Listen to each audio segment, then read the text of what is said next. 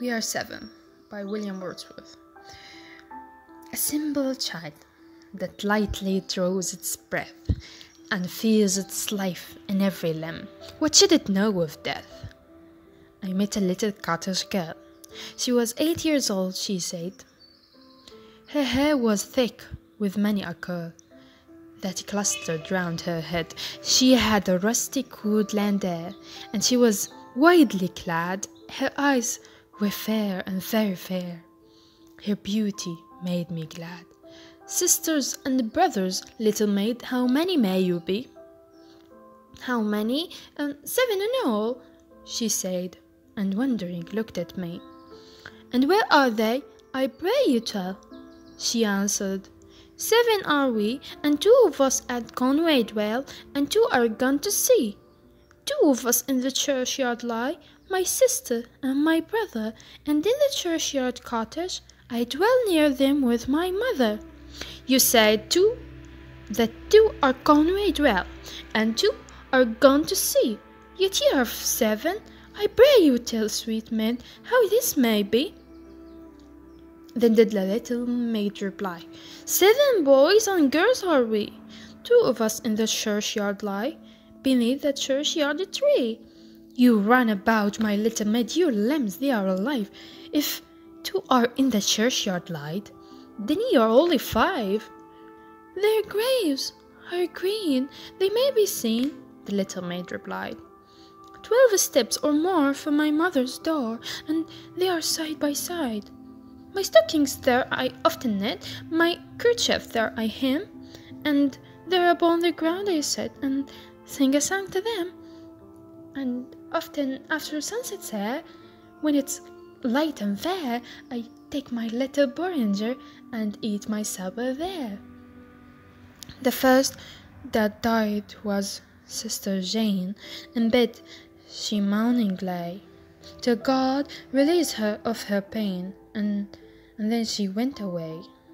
So in the churchyard she was laid, and when the grass was dry, together round her grave we played, my brother, John and I. And when the ground was white with the snow, and I could run a slide, my brother, John, was forced to go, and he lies by her side. How many are you, then? Said I, if they 2 are in heaven. Quick was the little maid's reply, oh, master, we are 7. But they are dead.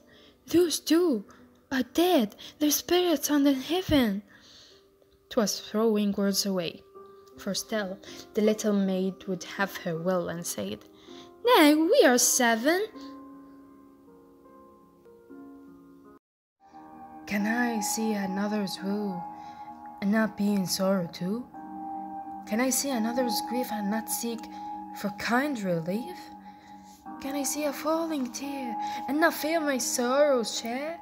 Can a father see his child weep, nor be with sorrow filled? Can a mother sit and hear an infant groan, an infant fear? No, no, never can it be, never, never can it be. And can he who smiles in all hear the wind with sorrows small, hear the small bird's grief and care, hear the woes that infants bear, and not sit beside the next boring Betty in their best, and not sit the cradle near, weeping tear on infant's tear, and not sit both night and day, weeping all our tears away? Oh no, never can it be, never, never can it be. He doth give his joy to all. He becomes an infant small. He becomes a man of woe. He doth feel the sorrow too. Think not thou canst sigh a sigh, and thy Maker is not by. Think not thou canst weep a tear, and thy Maker is not near. Oh, he gives to us his joy, that our grief he may destroy, till our grief is fled and gone. He doth sit by us and mourn. Abide our question. Thou art free. We ask and ask. Thou smilest and art still out topping knowledge.